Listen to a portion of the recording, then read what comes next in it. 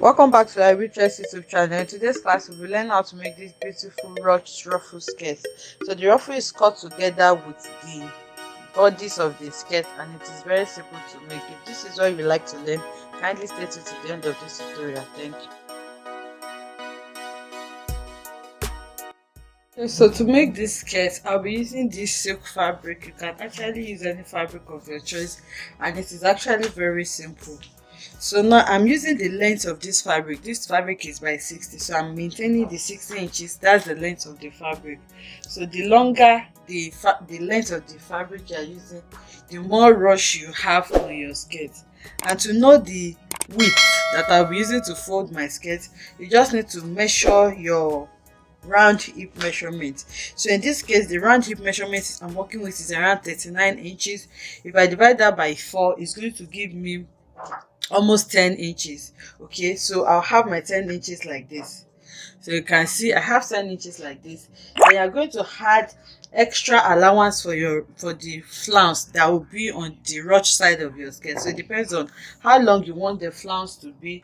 So it can be between 6, 7, 5, or whatever length that you have and the amount of fabric you work with. So I'm adding extra 6 inches to this because that's what my fabric can take.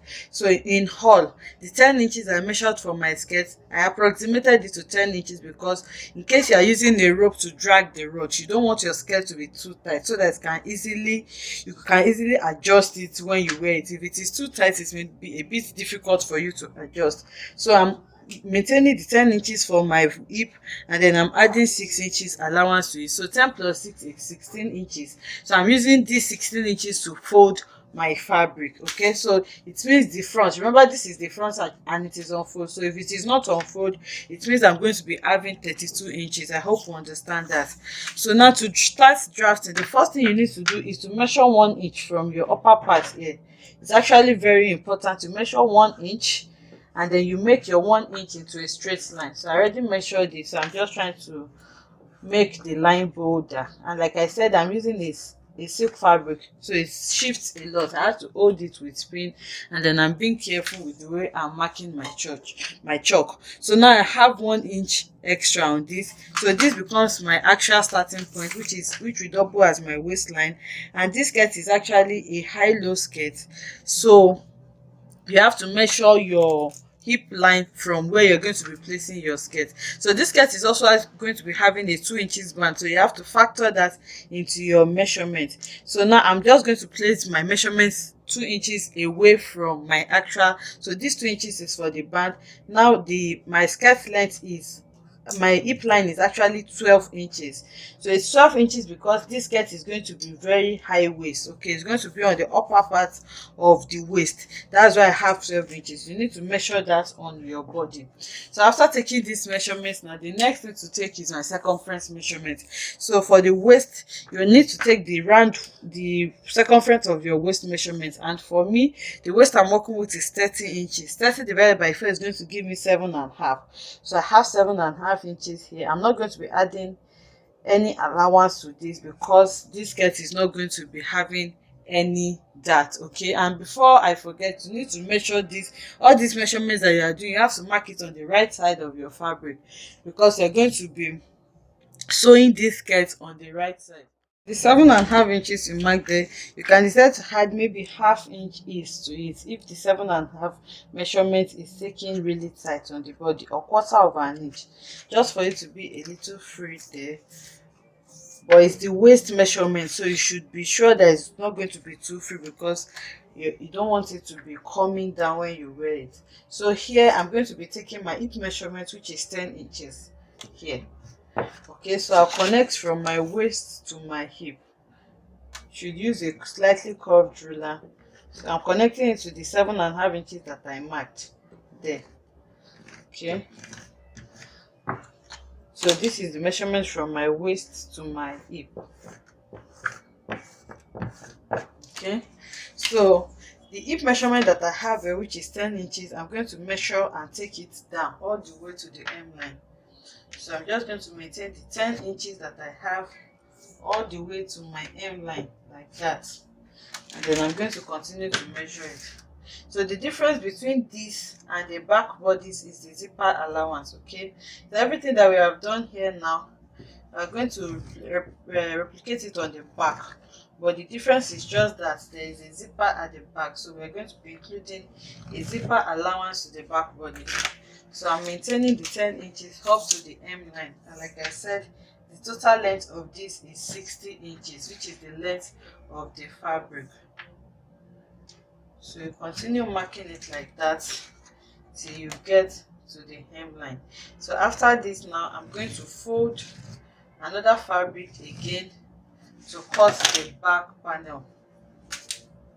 I hope you understand this. It's quite simple, and I like the fact that the ruffles is cut together with the skirt. Makes it really easy to make.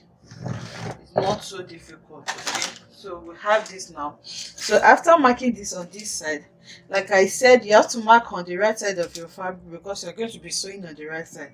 So what I've done to this side of my front, I'm going to just turn it like this, flip it over, and then take that measurement on the other side of the front panel also.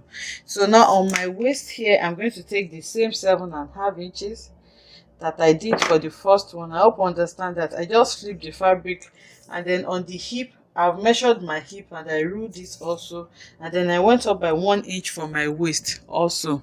So here I'm going to take 10 inches measurement also, then I'm going to connect it. So I'm still on the front part, but remember that we have to sew it together on both sides of the front. So I'm making this marking also so that I can see the lines that I'm going to sew on. So from the hip all the way to the hemline, I'm going to maintain the hip measurement, which is 10 inches. So I'm going to continue marking the 10 inches all the way to the hemline. Okay, so I've gone to fold another fabric for my back. I folded this fabric into two, and I also held it with pins because this fabric is shifting. So the difference is that I left like 1 inch allowance for my zipper allowance, okay, and then I left the 1 inch before I placed my front bodice on it. I don't need to do any markings on this because I'm going to be placing my front on it to sew, and my front also have the markings. But the reason why I'm placing this on it is because I want to create a notch on my waist. Okay, so here where we have our waist measurements, let me just shift it down a bit. Okay, so this point where we have our waist measurement, which is here, I'm going to be notching it. That's why we left that 1 inch allowance upwards. So I'll be notching the front and the back together. I'm just arranging it well. I don't want it to shift because of the nature of my fabric. So once I have it together like that, I'm going to create this notch.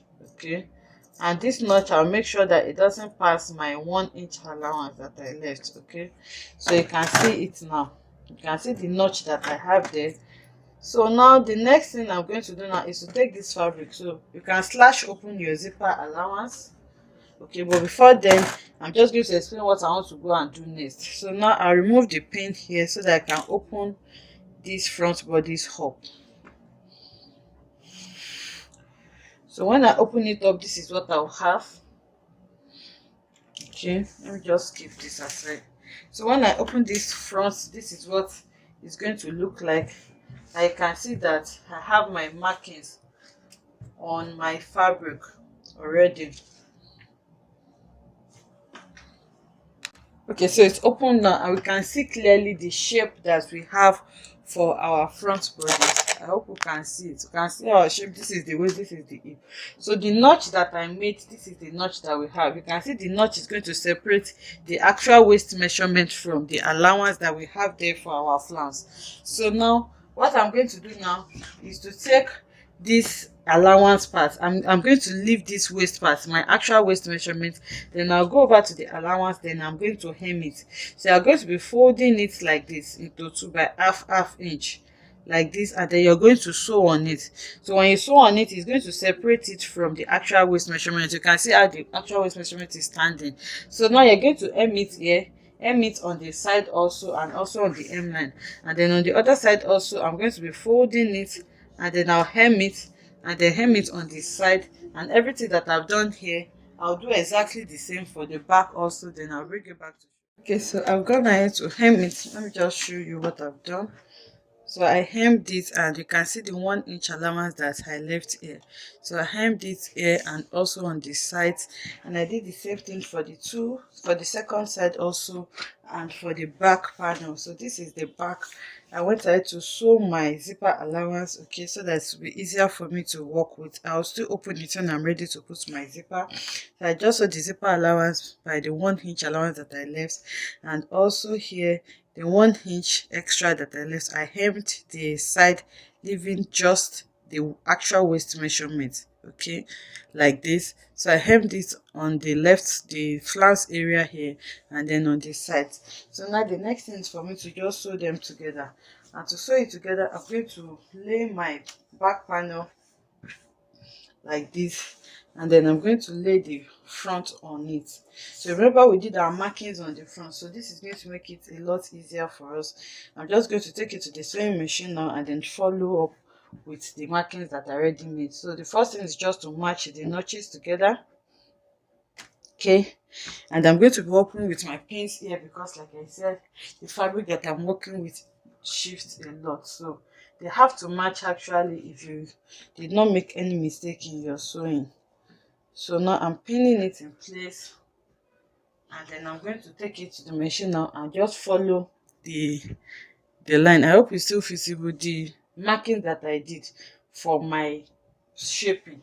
So I just follow it on this on like that. So when I'm sewing it now, I'm going to be sewing it twice. Okay, what I mean by sewing it twice is this: if I sew it on this marking, as you can see, I'm going to go outside that marking again by half an inch or 1 inch. So what this one is for me to pass. Remember, it's a ruched skirt. I need a casing to pass, whether it is elastic you want to use to create that ruch effect, or you want to use a rope. So that rope or elastic needs a casing. So to create that casing, I'm going to be sewing it again so that I will have a space that I can dip my hand into, and that's going to be the channel where I'm going to be passing it. So now I'll first sew it on this marking that I have. Then from that marking now, I'm going to mark like half an inch or 1 inch, whichever one you're comfortable with, and then I'm going to mark it just the way I marked it there, and then I'm going to sew it again. So I'm sure by the time I bring it back, we'll understand what I'm seeing better. Okay, so it has been sewn now. This is what we'll have, and you can see the channel I was talking about. So once you sew it double like this, you can see we have 2 stitches here.